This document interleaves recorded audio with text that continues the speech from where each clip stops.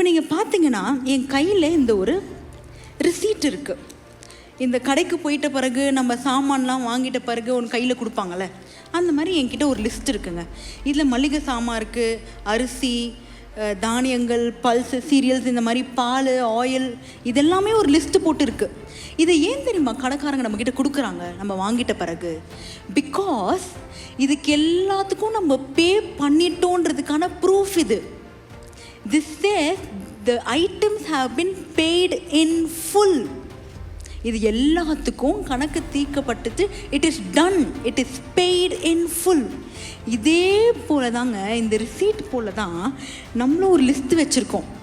நிறைய நம்ம வாழ்க்கையில் ஒரு லிஸ்ட் வச்சுருக்கோம். நான் ஆண்டவர் வார்த்தை என்ன தெரியுமா சொல்லுதுங்க? ஆண்டவர் செய்வார்னு இல்லைங்க, செய்து முடித்தார். It has been paid in full. என் கேள்விகளுக்கும் என் ஜெப விண்ணப்பங்களுக்கும் நான் காத்து கொண்டிருக்கும் அற்புதங்களுக்கும் ஆண்டவர் என்ன செஞ்சுட்டார்? செய்ய போறார் இல்லைங்க, செய்து முடித்தார்.